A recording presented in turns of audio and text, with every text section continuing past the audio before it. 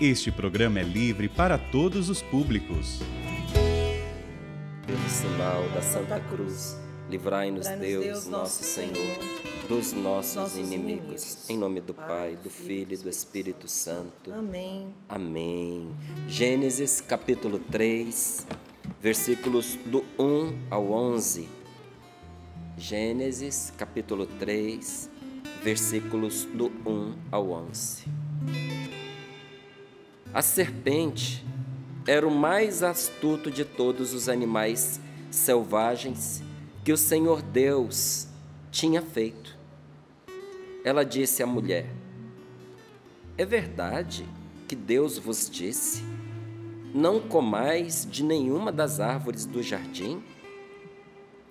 A mulher respondeu à serpente: nós podemos comer do fruto das árvores do jardim, mas do fruto da árvore que está no meio do jardim, Deus nos disse: não comais dele, nem sequer o toqueis, do contrário, morrereis. Mas a serpente respondeu à mulher: de modo algum morrereis.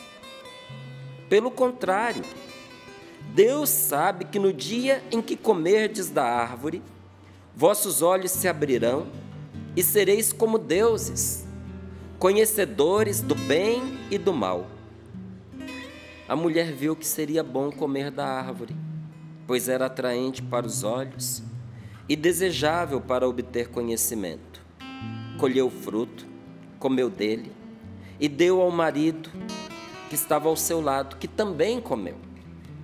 Então os olhos de ambos se abriram e, como reparassem que estavam nus, teceram para si tangas com folhas de figueiras. Quando ouviram o ruído do Senhor Deus que passeava pelo jardim à brisa da tarde, o homem e a mulher esconderam-se do Senhor Deus no meio das árvores do jardim. Mas o Senhor Deus chamou o homem e perguntou: onde estás? Ele respondeu: ouvi teu ruído no jardim. Fiquei com medo porque estava nu e escondi-me. Deus perguntou: e quem te disse que estavas nu? Então, comeste da árvore de cujo fruto te proibi comer? Palavra do Senhor. Graças a Deus. Graças a Deus. Graças ao Senhor por esta palavra que põe diante dos nossos olhos a verdade. Quando se diz aqui a serpente, a palavra de Deus está falando da serpente maligna, que é o diabo, que é Satanás. Mas Deus criou o demônio? Não o criou o demônio. Criou um anjo que se perverteu. Por iniciativa própria, por vontade própria. Aquele anjo que se chamava Lúcifer, que significa o portador da luz, nome bonito, né? Se perverteu, tornando-se Satanás, que significa adversário. Abriu mão do nome de portador da luz. Quem é a luz? É Deus. Qual era a luz que Lúcifer levava? A luz de Deus. Então, em vez de continuar levando a presença de Deus, a luz do Senhor, onde ele fosse, ele se converteu num adversário de Deus, por inveja. Porque diz a palavra de Deus que foi por inveja do diabo que todo mal entrou no mundo. Por que o demônio se tornou demônio? Por que ele se tornou adversário de Deus? Inveja. Você já viu aquelas pessoas que você não pode ter nada que elas não aprovem, porque senão elas se ressentem? Você já viu pessoas que têm tudo, mas se ofendem se alguém tiver alguma coisa? Isso é inveja. Não é? Às vezes a pessoa é rica, tem casas, tem dinheiro, tem carros, tem muitas propriedades, tem muitas possibilidades, mas persegue um pequenino, um pobrezinho, porque conseguiu alguma coisa.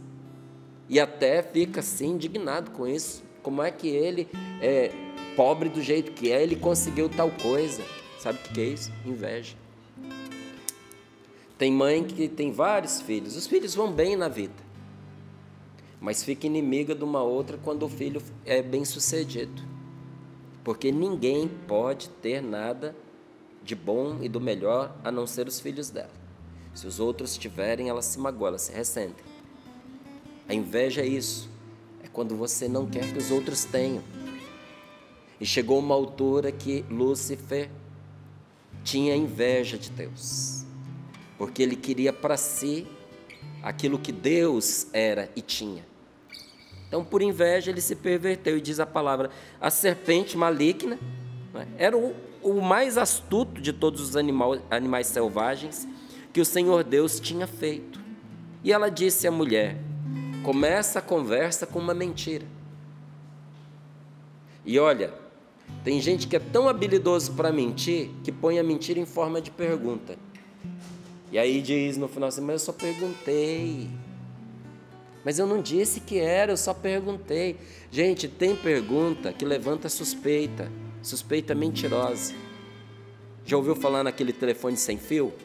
Você põe um monte de gente sentado, você diz uma coisa aqui no começo da fila e vai passando a notícia. Você já viu como é que chega lá no final? Se você nunca fez, faça. Põe umas 15 pessoas enfileiradas. E aí você diz uma frase simples. Simples, mas de umas 12, 15 palavras. Diga no ouvido da primeira e peça para ela repetir com fidelidade para a próxima e assim por diante até chegar lá na 15ª. Você vai ficar surpresa com a notícia ou surpreso com a notícia que vai chegar do outro lado.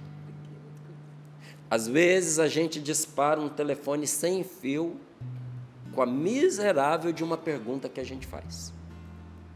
Mas uma pergunta maliciosa, com uma fofoca embutida, com uma maldade demoradamente destilada.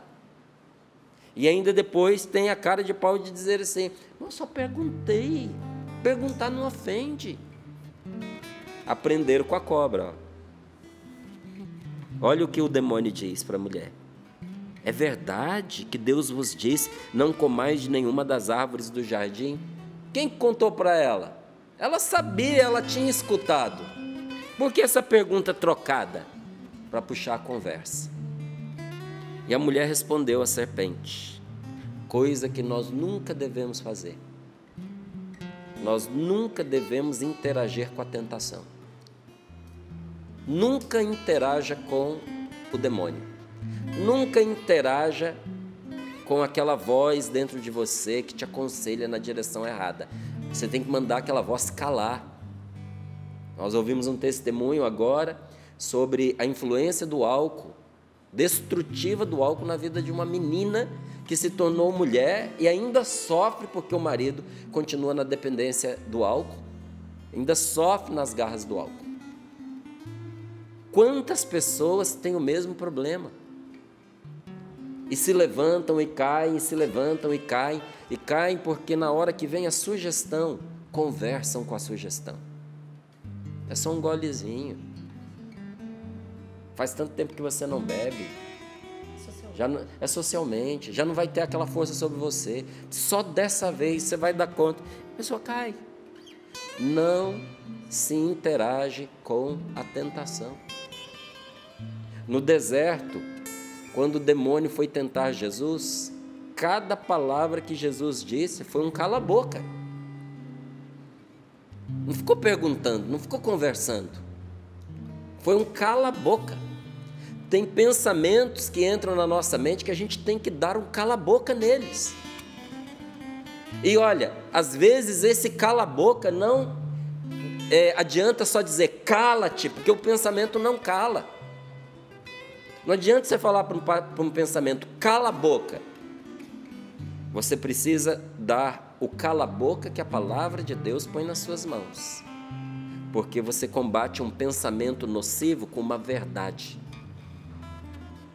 Então, quando o demônio vier te tentar, dizendo para você que você não vai dar conta, que você é muito fraco, que não adianta, que como essa moça nos contou, Você é fraco para o álcool, você é fraco para a mulher, você é fraco para homem. Em vez de você dar simplesmente um cala-boca, você pode dizer para ele a mais absoluta verdade e corta. Que verdade? Tudo posso naquele que me dá força. Esse é um cala-boca, gente, maravilhoso. Sabe, quando a gente se sente desguarnecido, sem ninguém que nos ajude, você quer ver um outro cala-boca que a gente dá na tentação, que diz para nós que a gente não tem recurso, que a gente não tem dinheiro, que a gente não tem oportunidades, que os nossos amigos não são verdadeiros, que quando você precisa, você não pode contar com eles. Aquela palavra que Deus deu a Paulo: basta-te a minha graça. Porque na tua fraqueza, na tua pobreza, na tua indigência, vai se manifestar a minha força. Gente, isso é uma promessa de Deus de vitória sobre as nossas fraquezas. Em vez da Eva dar um cala-boca na serpente, ela respondeu: não, nós podemos sim comer de todos os frutos das árvores do jardim, mas da árvore que está no meio do jardim, Deus nos disse: não comais dele, nem sequer o toqueis, do contrário morrereis. Mas a serpente respondeu à mulher: de modo algum morrereis. Pelo contrário, Deus sabe que no dia em que comerdes da árvore, vossos olhos se abrirão. Está ouvindo aqui o que ela diz? Preste atenção nisso. Vossos olhos se abrirão e sereis como Deus, conhecedores do bem e do mal. A mulher viu que seria bom comer da árvore, pois era atraente para os olhos e desejável para obter conhecimento. Colheu o fruto, comeu dele, deu ao seu marido ao seu lado, que também comeu. Então os olhos de ambos se abriram. O demônio não mentiu. Ele só não contou toda a verdade. Porque Adão e Eva não eram cegos. Os olhos deles estavam abertos. Mais ainda, Adão e Eva viam a Deus. Caminhavam com Deus, que é o que essa palavra conta. A presença de Deus era palpável, era sensível para os dois. Então os olhos deles se abriram para o quê? Para as mesmas realidades que os olhos de um invejoso se abrem. Você já viu que na palavra inveja tem veja no meio? Como parte da palavra tem veja? Porque inveja entra pelos olhos. Você não tem inveja daquilo que você não vê. Quando é que você começa a invejar uma pessoa? Quando você vê a mulher bonita com a qual ele casou, quando você vê o homem elegante com o qual ela se uniu, quando você vê o desenvolvimento, a maturidade dos filhos, quando você vê o êxito da pessoa naquilo que é. Ninguém tem inveja de um desgraçado, gente. Ninguém tem inveja da destruição dos outros. O invejoso fica até com dó de quem está ruim, mas a pessoa não pode ter nenhum êxito na vida. Que o invejoso vê e passa a ter inveja e começa a combater a pessoa. Os olhos de Adão e Eva se abriram para o mal. E não há felicidade em especular no mal. É como você revirar uma lata de lixo contaminado, de lixo hospitalar. Sabe, lixo hospitalar é perigosíssimo, porque tem tudo que foi jogado fora de um ser humano ali. Tem carne, resto de carne contaminada, tem agulha, tem seringa de sangue contaminado, tem resto de doença que foi jogado ali. Imagine uma pessoa ir revirar esse lixo tóxico, que vai matar a pessoa. E tem gente que infelizmente tem uma habilidade terrível de pelos olhos vasculhar a lata de lixo da pessoa ao lado, a lata de lixo da vida alheia. Os olhos deles se abriram para isso. E olha que interessante, quando eles ouviram o ruído de Deus que passeava no jardim à brisa da tarde, o homem e a mulher se esconderam do Senhor. O pecado entrou no mundo pela desobediência a Deus. mas se manteve pela falta de confiança em Deus. Quando eu e você desobedecemos a Deus, nós caímos no pecado. Mas é a nossa falta de confiança que não permite que a gente se levante e volte. Porque a história seria completamente diferente se, quando o Senhor estivesse se aproximando, Adão viesse chorando, jogasse nos braços dele e dizer: eu errei, eu traí o que o Senhor me pediu, eu desobedeci, eu comi daquele fruto. Mas além de ter desobedecido, o homem e a mulher se escondem do único que poderia curá-los, não estavam arrependidos. A falta de arrependimento os manteve doentes. Por isso Deus ordenou que eles fossem tirados do paraíso, onde tinha a árvore da vida, para que eles não permanecessem condenados, sem arrependimento, naquele estado mortal, porque senão seria o inferno deles, seria a morte eterna deles. Então você vê, a palavra de Deus diz que o Senhor mandou que eles fossem expulsos antes que... É só você continuar que você vai ver essa passagem. Antes que eles comessem do fruto da árvore da vida. E aí eles não morreriam mais. Gente, no inferno não se morre mais. O grande desespero do diabo no inferno, é que ele não pode se matar. Ele não pode suicidar-se. Ele não tem como aniquilar a própria existência, porque não foi ele quem se criou. O inferno demanda existência. Existir sem poder amar, afundado no erro, no vício, no pecado, sem oportunidade de retorno, é o próprio inferno. Por compaixão, Deus os expulsa, porque eles precisavam de um tempo de penitência, de recuperação da alma, de arrependimento, para que o próprio Senhor os pudesse salvar. Então, por que essa situação não foi mudada? Deus não é misericordioso? Porque, em vez de recorrer à misericórdia de Deus, Adão e Eva se esconderam de Deus. Grande parte das doenças que nós trazemos na nossa alma é porque nós nos escondemos de Deus. Aquelas coisas que nós deveríamos levar aos pés do Senhor, em oração, e pedir a ajuda de Deus, nós escondemos de Deus, nós fazemos de conta que elas não existem, só que elas continuam existindo dentro de nós. Nós ouvimos esse testemunho e, com muita prudência, de forma correta, ela pediu para não ser identificada, porque envolve outras pessoas.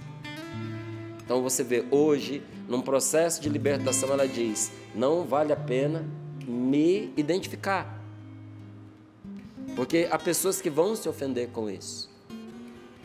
E eu acredito que durante muito tempo na vida dela, ela escondeu o alcoolismo, ela escondeu a promiscuidade das pessoas que estavam à sua volta, porque senão inclusive interfeririam. E quando foi que essa história começou a mudar na vida dela?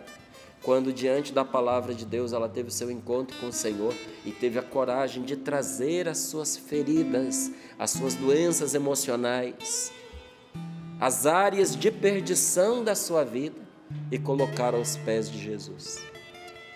E isso não é só com álcool, isso não é só com sexo, isso é com tudo na nossa vida, gente. É com aquilo que nos assombra, é com aquilo que nos faz mal, é com aquilo que nos traz medo. Adão e Eva tiveram medo de Deus, de ser rejeitado por Deus, de ser jogado fora por Deus. E diante desta palavra eu pergunto a mim mesmo: Márcio, o que você escondeu de Deus? E pergunto para você que reza conosco agora: o que é que você tem escondido de Deus que tem deixado você doente? Que tem deixado você apreensivo, que tem deixado você amedrontado, que tem deixado você desconfiado, que tem impedido você de viver uma vida inteira, está vivendo uma vida dividida, que tem deixado você uma pessoa angustiada, depressiva, pessimista. O que é que você precisa urgentemente apresentar para Deus em oração? Porque a oração nos coloca na presença de Deus, como Adão e Eva ficavam na presença de Deus. E pergunto ainda, o que você esconde dos outros? Porque às vezes a gente vive uma vida de aparência, gente. A cara não conta o que vive o coração. Para os desatentos, né? Porque para quem presta atenção, a cara não esconde. Seu rosto não pode esconder de quem te conhece e te ama as verdades que estão dentro de você. Por isso que uma mãe atenta, porque hoje tem muita mãe desatenta. Uma mãe atenta e amorosa não perde nada do que está acontecendo na alma do seu filho. Ela pode não saber o que ele fez, mas sabe que ele fez alguma coisa errada, sabe que tem alguma coisa incomodando, sabe que ele está com medo por alguma razão. Mas tem muita gente que consegue esconder dos outros, porque as pessoas estão desatentas, porque as pessoas não amam, não a amam, então não vem. O que você tem escondido dos outros? São tristezas? É a solidão? É a rejeição? É o medo? O que nós estamos escondendo das pessoas e que estamos também escondendo de Deus? Olha, é uma coisa terrível isso. E às vezes a gente faz o errado, depois a gente esconde, para poder não desagradar as pessoas. Por uma expressão que também existe na Bíblia. Uma vez uma pessoa condenou essa expressão num livro que eu escrevi, que foi Respeito Humano, uma corretora. Ela disse, isso é uma coisa positiva, respeito humano é uma coisa positiva. Eu falei, mas as pessoas usam isso como sinônimo de covardia, de você não dizer o que deve ser dito, não corrigir quem precisa ser corrigido, para não desagradar. Ela falou, não existe. Existe, eu encontrei na Bíblia, inclusive, está traduzido dessa forma. Respeito humano põe armadilhas aos pés das pessoas. O medo nos relacionamentos monta ciladas para quem vive seus relacionamentos baseados no medo. E olha, às vezes a gente se dobra a algo errado para agradar os outros. Quem se dobra ao que é errado para agradar os outros só cai em furada. Quem dera se naquela altura Adão não tivesse ido com a Eva na proposta que ela... E podia ser o contrário, podia ser o Adão o primeiro a ser tentado também. Quem dera se um dos dois, em vez de ter caído junto, tivesse corrigido o outro e levado o outro à presença de Deus, não para ser julgado, mas para ser perdoado e para ser curado. Porque o julgamento de Deus para nós, gente, é perdão e cura quando nós nos apresentamos diante dele. Nós que somos casados, nós temos que ter a coragem de ir com o nosso cônjuge em tudo que é bom, em tudo que presta, em tudo que faz bem, e reprovar e não ir em tudo que não presta, em tudo que é pecado, em tudo que é anormal, em tudo que faz mal, e dizer, eu te amo demais para eu ir com você nesse lugar, eu te amo demais para levar você nesse lixo, eu te amo demais para eu sujeitar você e a mim a essa situação e ajudar aquela pessoa a se aproximar de Deus, trazer a pessoa para Deus. Ou será que não é essa a missão que Deus nos deu quando nos deu a vocação de sermos casados? Será que a minha missão não é levar a Rose para Deus e fazer dela uma mulher mais de Deus? Será que Deus não me colocou ao lado da Rose para fazer por ela o que ela muitas vezes também faz por mim? Dizer para mim quando eu estou errado e que eu preciso mudar a minha postura? E não fazer isso para machucar o outro, para ofender o outro, para se colocar acima do outro, mas para levar o outro a Deus a fim dele ser curado e dele ser perdoado. Mas a gente, às vezes, com medo de decepcionar a pessoa, a gente entra com a pessoa em tudo aquilo que é errado. Mas também a palavra de Deus nos diz, se o medo do ser humano põe armadilhas para nós, se o respeito humano se torna uma cilada na nossa vida, quem teme a Deus vai ser defendido de todas essas situações. Quem não entra na furada com o outro porque tem amor a Deus, tem respeito a Deus, tem o temor de Deus, fique tranquilo, porque Deus pessoalmente será o seu defensor. Olha, o medo do ser humano, ele torna-se sempre uma armadilha. Sempre. Por isso que você vai ver, seja na sua vida ou na vida das pessoas com quem você convive, você sempre vai perceber que relacionamentos baseados no medo, eles são causados pelo receio que a pessoa tem de não ser compreendida, de não ser amada, de ser rejeitada, de ser julgada, de ser condenada. Todo medo no relacionamento implica, de certa forma, um tipo de rejeição. E Deus nos fez dentro de uma família, porque Ele sabe que nós precisamos de acolhimento, Ele sabe que nós precisamos ser amados. E eu digo a você, precisar das outras pessoas não é algo bom, é algo muito bom. Todos nós precisamos de alguém. É uma besteira aquela pessoa que diz assim, eu não preciso de ninguém. A pessoa que diz eu não preciso de ninguém, ela está assinando publicamente um atestado de fracasso, um atestado de solidão, um atestado de desamor.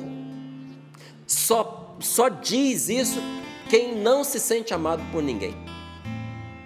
Porque o dia que a pessoa experimenta o quanto é bom a gente ter alguém que nos ama, ainda que essa pessoa não tenha materialmente nada para nos oferecer, a pessoa nunca vai dizer, eu não preciso de ninguém. A pior frase que pode sair da boca de alguém é essa, eu não preciso de pessoa alguma, eu me basto a mim mesmo. Tadinho, precisa da nossa oração, porque essa pessoa acabou de dizer que naufragou na vida, que fracassou. O problema se dá não é quando nós precisamos das pessoas. O problema se dá é quando nós passamos a vida com medo de sermos rejeitados por alguém de quem nós precisamos. Vai ver se na história de alcoolismo dessa moça não havia uma história de rejeição, uma carência que precisava ser curada. E até a própria história, sem querer, ela contou que na casa dela, na família dela, era um pinga-pinga, ela não ficava em casa, ela estava sempre na casa dos outros. E a gente não condena a família por isso, porque a gente não conhece a história de cada um, não é? Às vezes a mãe estava fazendo o melhor que podia, deixando com quem ela achava que ia cuidar. Às vezes precisava trabalhar. Mas isso não dispensa a pessoa de sofrer com a ausência do pai, da ausência da mãe, de sofrer nas mãos dos outros, de se sentir comparada, de se sentir desprezada, rejeitada. E olha, quando nós passamos a vida com medo da rejeição de uma pessoa que nós amamos ou de uma pessoa que é importante para nós, isso faz um mal danado para a gente. Isso requer um cuidado de Deus especial para nós. E aqueles que vivem o seu relacionamento a partir do medo não estão buscando de verdade ser amados, mas estão buscando não serem rejeitados. Não estão buscando o amor, estão buscando evitar a dor. E o amor e o medo não combinam. Por isso eu nunca fui a favor dessas pregações que metem medo nas pessoas. Nunca fui, gente. Porque se uma pessoa se aproximar da religião pelo medo que ela tem das coisas, pelo medo que ela tem do inferno, ela nunca vai amar a Deus e nunca vai se abrir para o amor de Deus. Qual é o filho que confia num pai do qual ele tem medo? Se o seu filho tiver medo de você, ele nunca vai te contar as coisas, ele nunca vai confiar em você, porque ele tem medo de você machucar ele. Como é que a esposa vai amar um marido que ela tem medo que a abandone? Ela vai viver a vida em cima do muro, não vai conseguir amar. Porque da noite para o dia ela pode perder esse relacionamento. Amor e medo não combinam. Quanta gente saiu cedo do seio da sua família porque não se sentia amada dentro de casa. Foi embora, foi montar um novo lar, foi montar uma família, em busca de um grupo, em busca de um novo lar, em busca de um lugar, de uma casa, onde ela pudesse ser aceita, onde ela fosse amada, querida, apreciada, vista, enxergada, enxergado. Por isso muita gente se casou jovem. Só que tem um problema. O coração ferido vai conosco para onde a gente for. Não adianta fugir de casa e casar porque a gente sente que não é amado dentro de casa, porque o coração carente vai conosco para o casamento, vai conosco para a nova família. O coração ferido nos acompanha onde nós vamos, e se não encontrarmos a cura, nós vamos nos sentir rejeitados, mesmo por aquelas pessoas que nos amam e nos dão prova de amor todos os dias. Olha o que faz o demônio. Ele abre os nossos olhos para as realidades negativas, e ele cega os nossos olhos para as coisas boas que nos acontecem. Essa cobra miserável, você viu o que ela disse para a mulher? Deus está mentindo para vocês. Ele me enganou vocês, porque a hora que você comer, você vai ser como ele, conhecedor do bem e do mal. Então ela estava cegando Eva para a verdade de Deus, e estava abrindo os olhos de Eva para tudo que era negativo e destrutivo. Quantos de nós, gente, quando caminhávamos sem Deus, sofríamos com essas coisas? E olha, doía no nosso coração a falta de atenção, a indiferença de uma outra pessoa. E doía com tanta intensidade que nós nos sentimos desapontados pelas coisas mais irrisórias. Diz para mim se não é verdade, que às vezes você sentiu na sua vida, na sua história, mal-estar de chegar num lugar e você achar que você não foi bem acolhido, não é? Às vezes você até foi acolhido igual todo mundo. Você pergunta para a pessoa, nossa, eu acho que nem me deram atenção. Não, a pessoa é assim mesmo, mas você não acredita, porque tem uma lente negativa dentro do coração da gente. Então nós corremos o risco de novas feridas, corremos o risco de aprofundar as feridas antigas, mesmo por causa de um comentário banal, às vezes de um comentário até bem intencionado. Eu já vivi situação constrangedora de eu elogiar a pessoa e a pessoa levar a mal. Lembro que eu estava numa festa, chegou uma parente nossa e ela estava arrumada. Como eu não vi ela estar arrumada, eu falei, nossa, como você está bonita. Eu estraguei a noite dela. E eu estava sendo sincero. A pessoa se sente feia. Então, quando você diz para ela que ela é bonita, ela acha que você está debochando dela. Então, quer dizer que você está mentindo para ela. Você falou que ela era bonita, e a pessoa que ela... Pensou que eu estava tirando sarro dela. E havia mentira no que eu estava dizendo? Não, havia um coração preparado para receber, inclusive, um elogio como coisa negativa. Há feridas de rejeição, gente, que nos torna cegos para os elogios, cegos para o amor que nos são dados, e servem como uma lente de aumento para qualquer comentário inconveniente que se faça. E nós sempre vamos nos sentir rejeitados quando, em vez de buscar a aprovação, nós já nos armamos esperando a rejeição. Qual é o segredo para a gente curar isso na nossa vida? Não faça como Adão e Eva, que foram procurar uma moita para se enfiar. Está na hora de você se expor à aceitação de Deus. Aceite que Deus te aceita. Márcio, Deus me aceita desse jeito, cheio de pecado.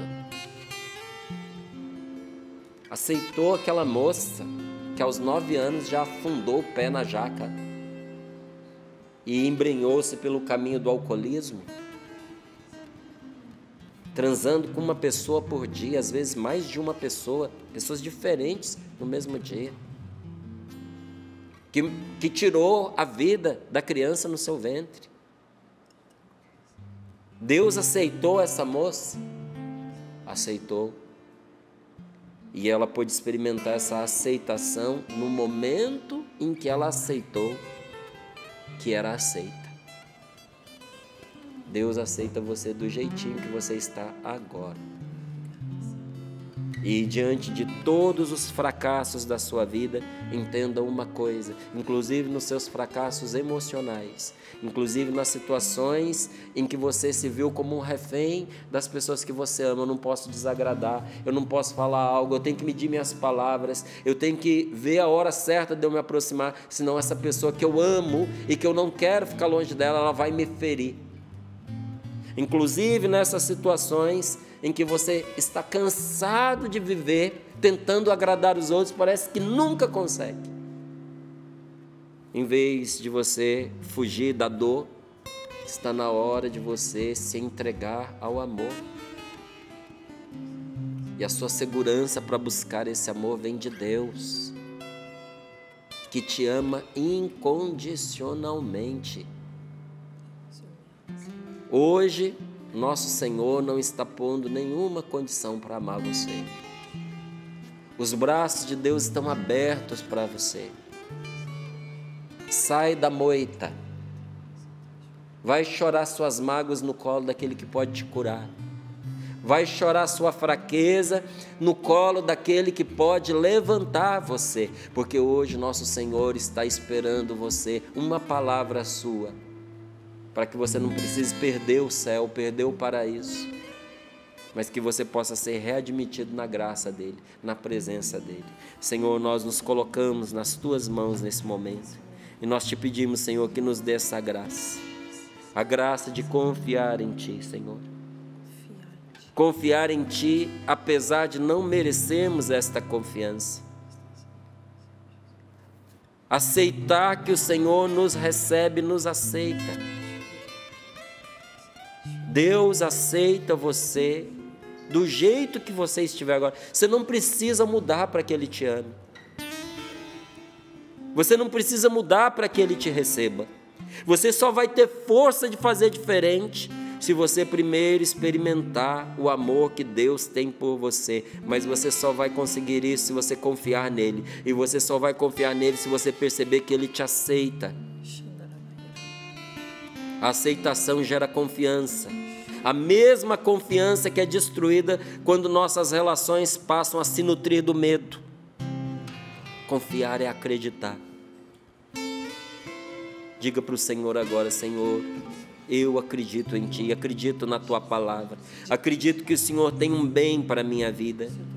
Confiar é ter fé na pessoa. Põe a sua fé em Deus agora. Diga para Ele: Senhor, eu andei muito sem fé, muito distante de Ti, porque eu parei de olhar para o que o Senhor pode fazer e comecei a olhar para o tamanho do meu erro, do meu pecado. Mas hoje, nesta oração, eu quero depositar toda a minha fé em Ti, Senhor. Tenha fé em Deus, tenha fé nas pessoas que Deus colocou no seu caminho, tenha fé naquilo que você tem para oferecer. Seja essa pessoa que Deus sonhou que você seja.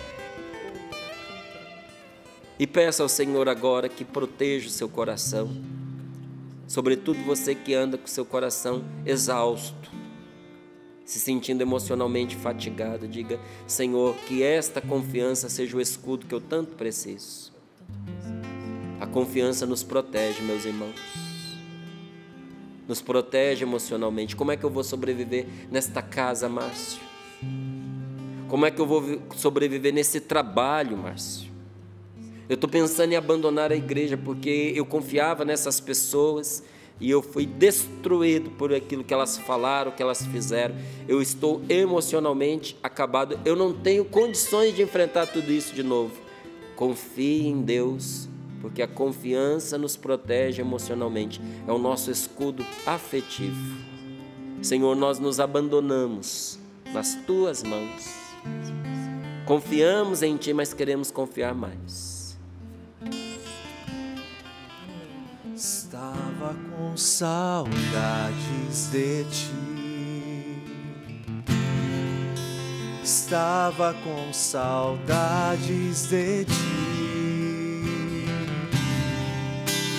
Eu me afastei e não Te procurei quando eu mais precisava.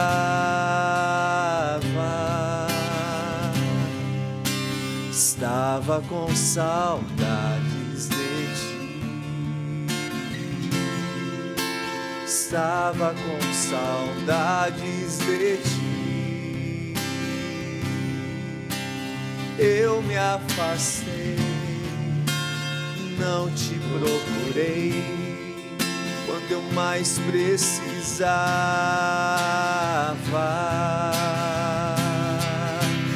Mas eu voltei, pois eu sei que aqui é o meu lugar.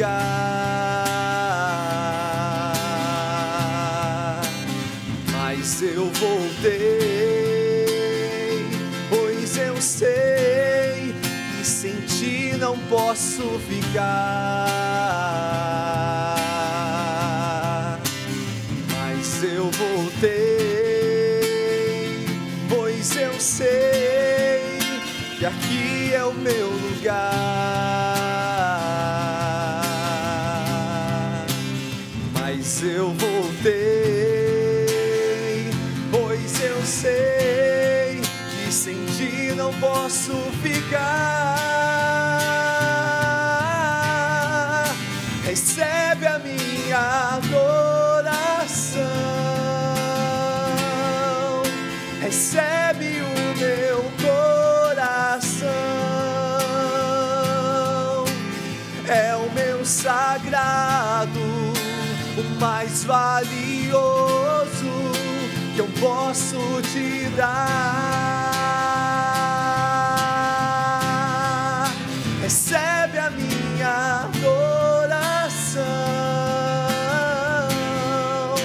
recebe o meu coração, é o meu sagrado, mais valioso que eu posso te dar.